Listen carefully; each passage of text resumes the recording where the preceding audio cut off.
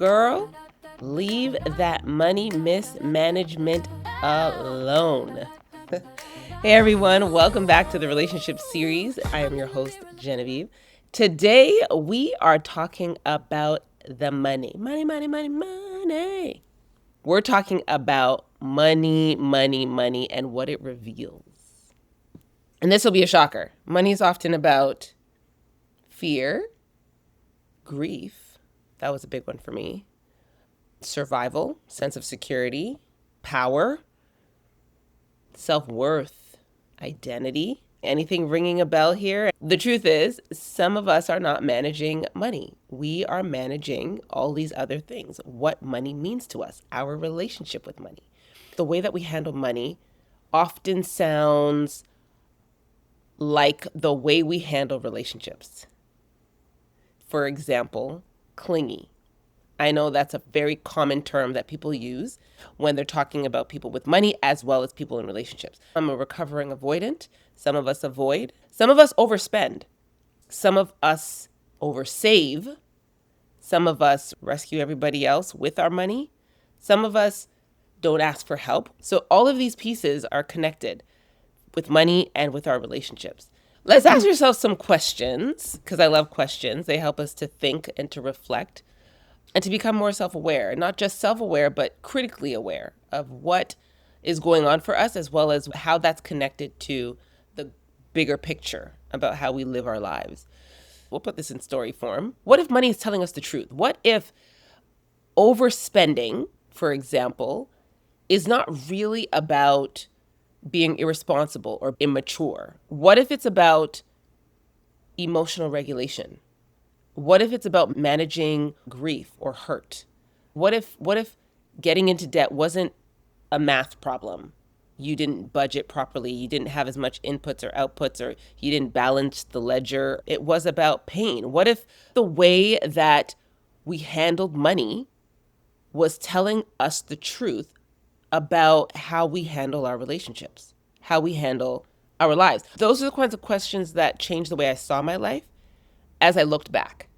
But at 27 years old, I was in debt, a lot of debt. I had student loans. I had 5 maxed out credit cards.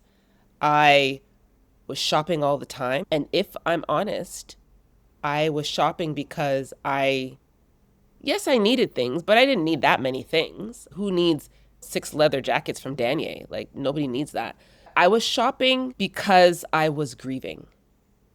As I look back and I process, I was trying to avoid the pain of my brother's murder, the confusion, the shame, the fear I felt about graduating and not knowing what I wanted to do with my life. I had done what everyone had told me to do. I had gone to school, I got my degree, I was supposed to have it figured out, but I didn't.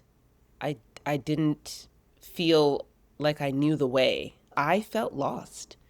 And shopping became a distraction, a coping mechanism, a temporary relief. Buffalo trips across the border to shop. I'd be downtown shopping. I'd be all over shopping. Shopping online wasn't a thing back then.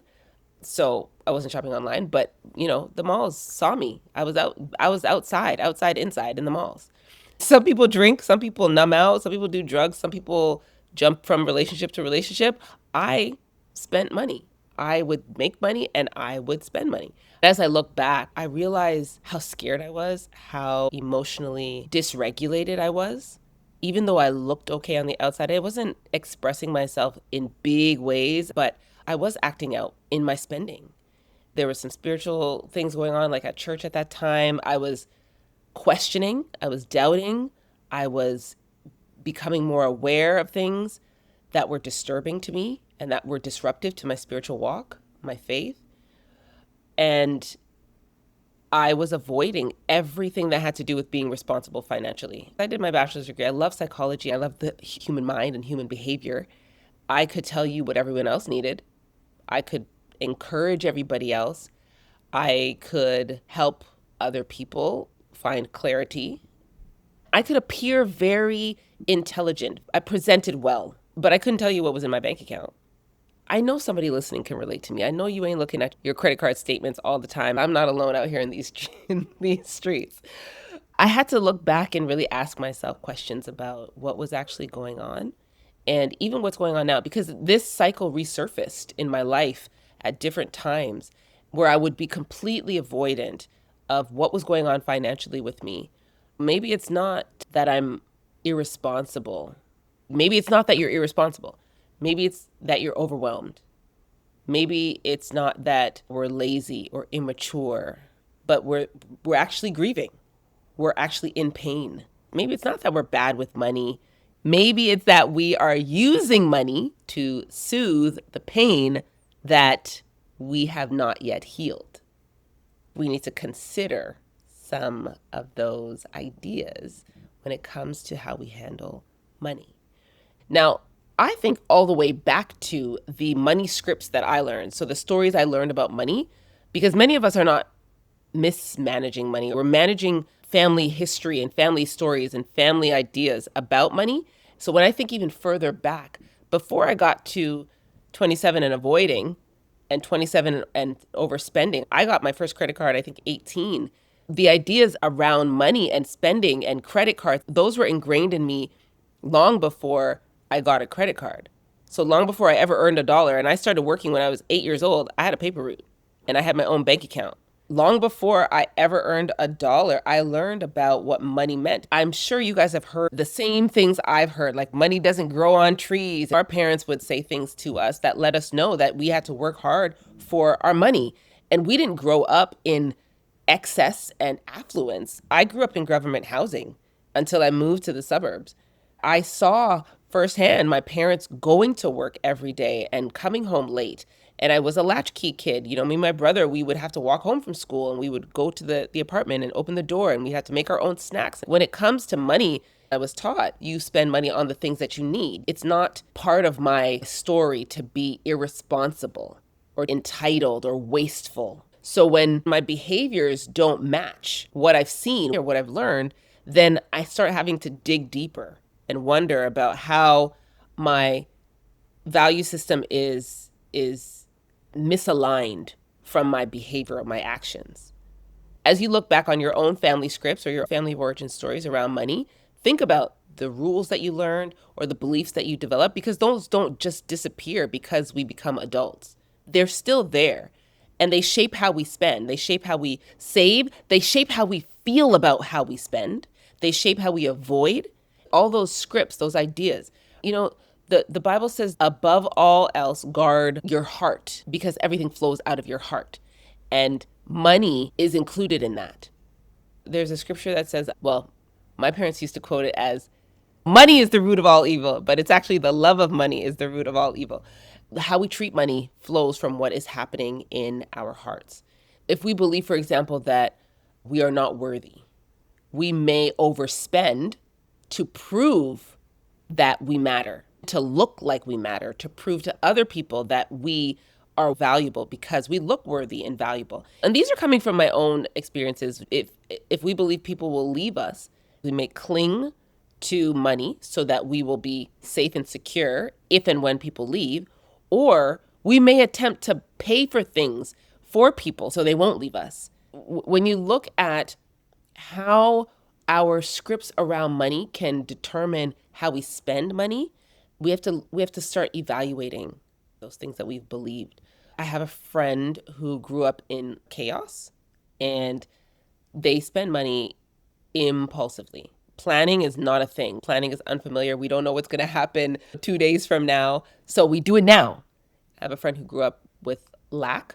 So they hoard money because it's terrifying to think that they could ever be without or not have. We'll talk about money personalities because I think this is really cool. We have Myers-Briggs, we have DISC systems, we have all these personality-based assessments, but we also have money personalities. And I have multiple personalities. Number one is the avoider. I am a 100% recovering avoidant. To this day, I struggle to check my credit card statements and to see the number. When it comes to the end of the year and I have to put down all the transactions, I'm like, why did I spend all this money on coffee? I don't really drink coffee. I drink tea. But either way, last year was a trip. I quit. I looked at the number of what I spent on these fancy drinks and I was like, you know what I could have bought with that? Anyway, I'm the avoider and I just hope that everything will magically work itself out, which it has. So part of it is reinforced behavior because things usually work out for me. If you see yourself in me right now, then I'm with you, girl. I see you. Man, I'm with you. I see you. You are not alone. We are not alone out here in these streets. There's many of us. Okay. The avoider, that's number one. The YOLO spender, you only live once spender. This person is the emotional spender. And when we are stressed, lonely, bored, sad, angry, or celebrating, then we buy stuff. This YOLO, you only live once, depending on your budget and your income. It can range from buy that house to buy that vacation to buy that coffee in the morning. I'm sure you've been here. I'm just trying to recruit because I don't want to feel alone. Okay, so we got the avoider, we have the YOLO spender, we have the saver. The saver, we all know somebody who saves, or you may be a saver. This is a person who struggles to spend money, struggles to enjoy money. How much is that going to cost? And I can't come for dinner that night. I got to do this, I got to do that. Savers are usually pretty good with money as well. They know how to stretch a dollar, yes, and get the most out of a dollar. Those are savers. The rescuer, that is another one. Fourth one, that's the rescuer. I have seen this a lot with women. Women like to rescue. They like to rescue. This woman she swoops in. I've been this. This is why I'm saying she swoops in, but really I'm saying I swooped in. I am not this anymore. I used to be this. Ladies, stop giving men your money. Stop giving men your money. Unless this man has committed to you in some way, don't give no man your money. The rescuer, always helping everybody else financially. I see this a lot with women who want to hold down their man. So he's in between jobs. He hasn't been working for a while. He needs this, that, and the next thing. And she's just ready to swoop in there and rescue. Ladies, let me say this. Don't give no man your money. Just don't. Let him fix up. Let him get on his own 2 feet. You want to honor him as the king that he is. Be there and support him. Yes. Give him encouragement. Yes. But don't give him your money. Let him figure out how to get back on his feet and know that you'll be there. You're not like ditching him, but unless he's committed to you in some kind of way, he's your husband or your fiance, or you guys have some kind of long established relationship. You've been knowing this dude for 6 months, for 5 months, for 4 months, for 3 months, and you be giving him your money. Don't give no man your money. Rescuers, unite. And I'm saying this to you because I'm saying it to me. And I wish I had said this to me 5 years ago. Because I'd be in there. I'd be like, oh, sob story. Oh, I got it. Don't give no man your money. Okay, so that's the rescuer. Number 5, the performer. This is the person who spends the money to look successful. I've been this person. To look desired, to look accomplished, to look impressive. Will buy the red leather suit. I've been there, done that. Girl, leave that money mismanagement alone. We don't need to perform for nobody. The last one is the controller. The controller is the person who uses money for power, for leverage. This can look kind of like avoid vulnerability. If you're paying for things, you don't have to really be emotionally connected. So I have the money, you need the money, you need me. Those are the money personalities. You may have seen yourself in some or all of them. I see myself in most of them. And the question is not which one are you? The question is not which one are you? The question is what happened to you that made this money personality feel necessary? That is a good question because your spending habits might actually be attachment styles in disguise. I'm a recovering avoidant attachment, which is a form of insecure attachment. We all want to get to secure attachment. And when you look at your spending, you look at the way that you deal with money, you may be anxious about it, like anxiously attached to money, or you're an anxious spender and you need to be soothed, need to impress, or need to feel safe. Avoidant spenders usually don't want to depend on anyone. Chaotic spenders or a disorganized spender, they are familiar with instability. They tend to be more comfortable in chaotic or disorganized space.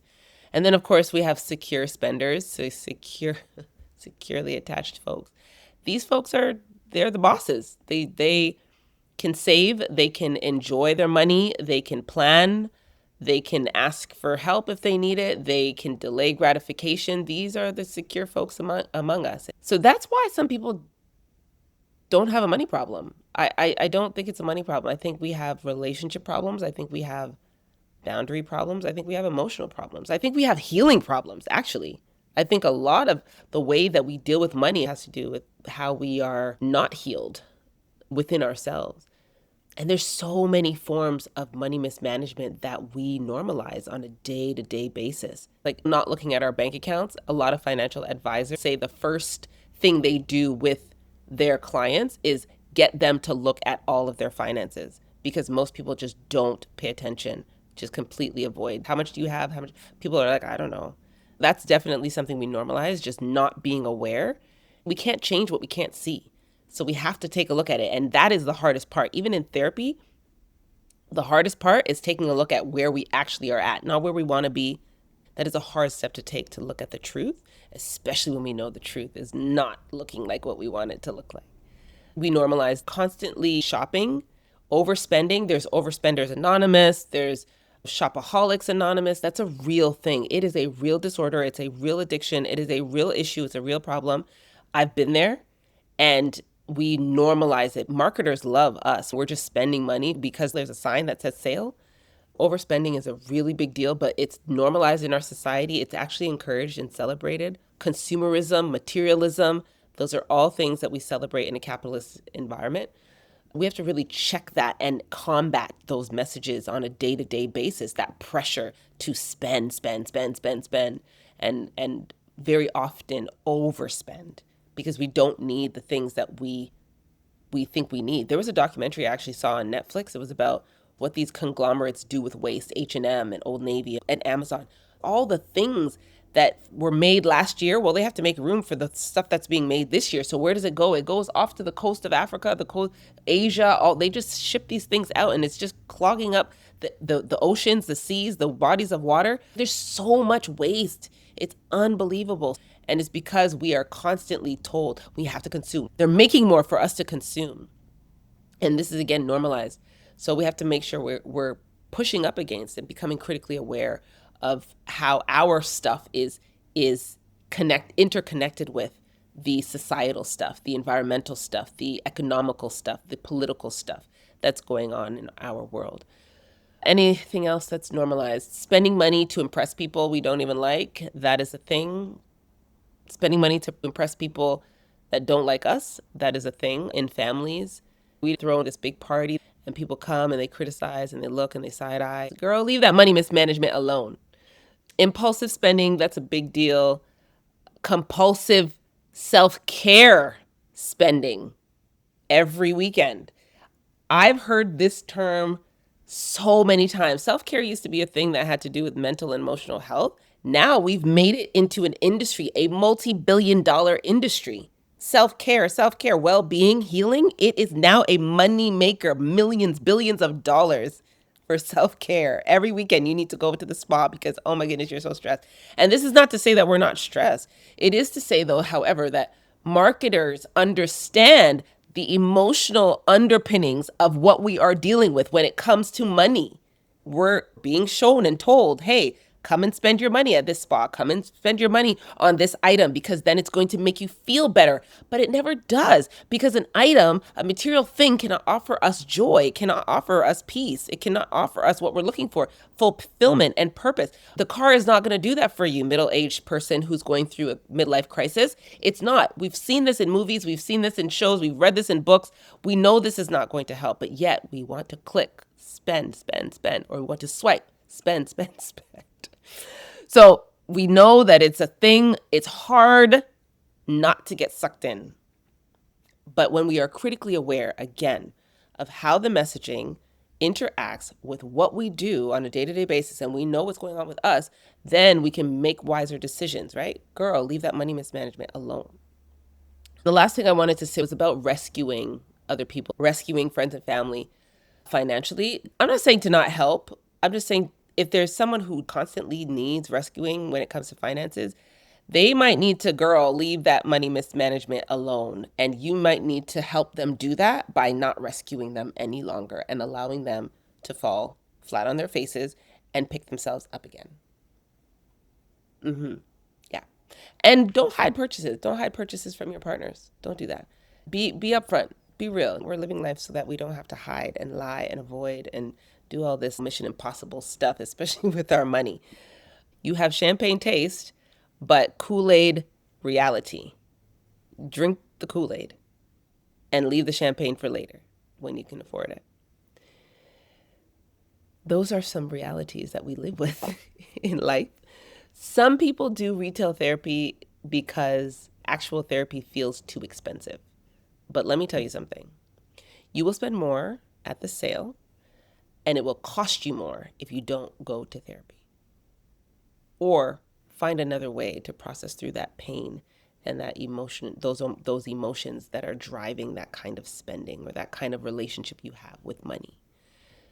Most of us don't get to the point where we're completely in debt or we're losing houses, but I think most of us do connect with the power of spending money and what that spending can do for us, or saving money and what that saving can do for us internally, right? So we feel like we have access if we're spending, and sometimes we feel safe if we're not spending, if we're saving. We can't budget our way out of our belief systems. We can't budget our way out of our lack of healing. We can't budget our way out of avoidance. We have to come to terms with what money means for us and what money is telling us the truth about. Our money is telling us a story about what matters to us. And so we have to be paying attention to that. By the time I was 33, I was doing better. I had some more clarity. I had some more confidence. I knew what I wanted for the most part in life.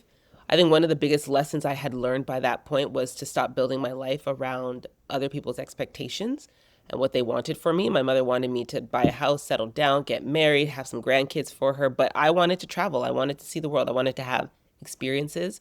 I wanted growth.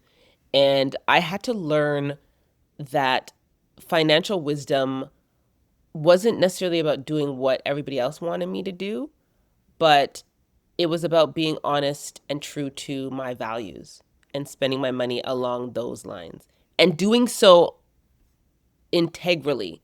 So my bank account or what I spent money on would match my values. And it was good up until I got married. And then life happened. And by the time I was 34, I was separated and I was living back at home with my mother. And there was a lot of shame around that. I was embarrassed. I was jobless. I was doing casual gigs as a brand ambassador. I was studying because my ex-husband, when we got married, he was like, I'll work, you go back to school full time. I was like, bet, love it. So by that time, I was studying for my master's degree and I was getting into debt again because I didn't have a steady income. And I remember wondering, how did I get back here? How did this happen?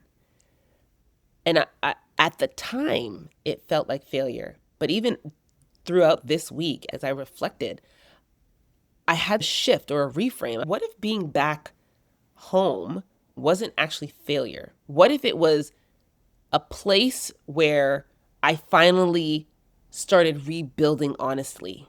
I realize now, and I realized then, that women were often economically affected by divorce in very different ways than men are. And there's a lot of studies around how women, when they leave relationships, are less financially stable. There's more caregiving responsibilities because women usually get the children. Thank God we didn't have kids. There's more emotional stress, especially around aging. There's fear of starting over. Damaged goods is a very common shame-based identity that women take on when they get divorced. And I experienced all of that. It's like, oh my goodness, like I'm 30 something years old. I don't have children yet. Like, oh, I'm going to have a geriatric pregnancy. You know, that's what they actually call it, a geriatric pregnancy.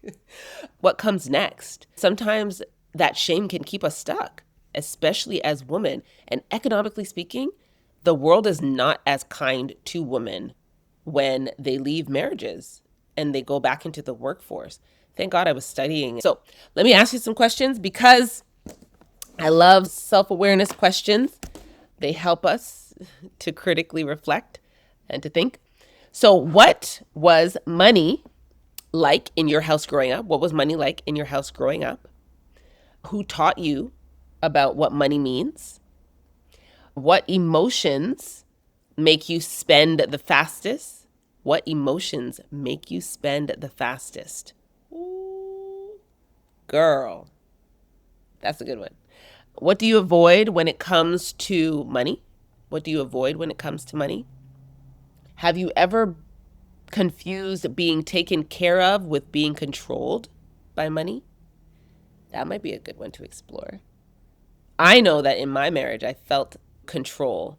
I've had 2 relationships now where I've experienced that sense of control. And now I know what signs to look for. And this is not a slight, but more of a realization. At that time, my ex-husband shared that he felt entitled to do certain things because he was paying all the bills. Isn't that wild? It's wild, but it's real. And it happens more often than we think.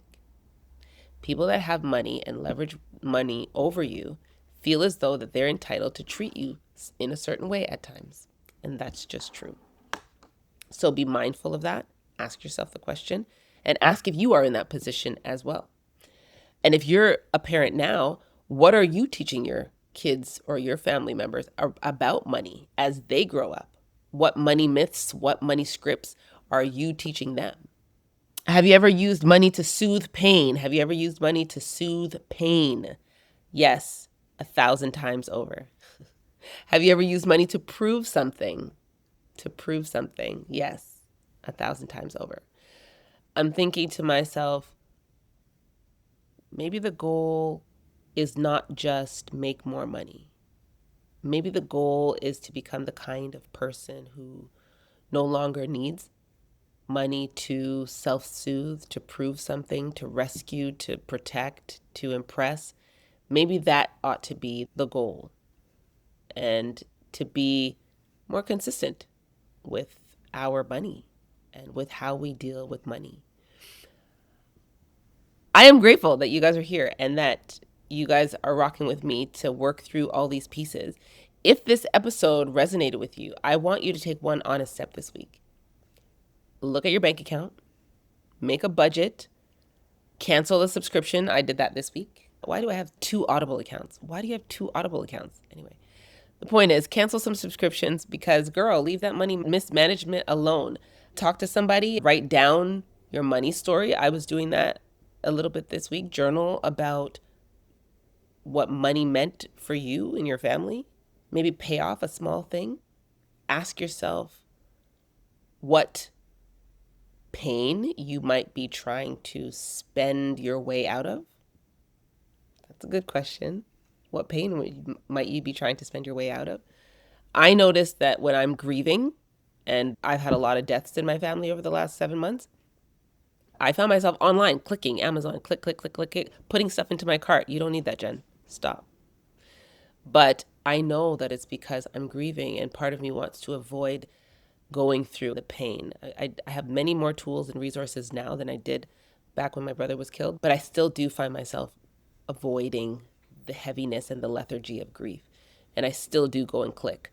I don't cash out and I don't buy things now that I don't need. I don't do it as often because I do sometimes, but I do notice that I go and click. Sometimes I even go to the stores and walk around and like pick stuff up and things like that. Anyway, confession good for the soul. Just take a look. I know when I'm avoiding grief, I'm trying to spend my way out of that. And remember, you don't have to have it all figured out. You just need to stop avoiding. We cannot change what we cannot see. Let's just take a look at it so that we can become better and we can take control of our lives and we can, girl, leave that money mismanagement alone. I am your host, Genevieve, and it is an honor to transform you. Coming up next week, we are getting into, girl, leave that misery alone. Because some of us are committed to misery, loyal to that thing. We're going to talk about why misery loves company, why some people stay in misery, and why healing requires for us to stop glorifying and romanticizing suffering and pain. We don't need to do that. I'll see you next week on the relationship series.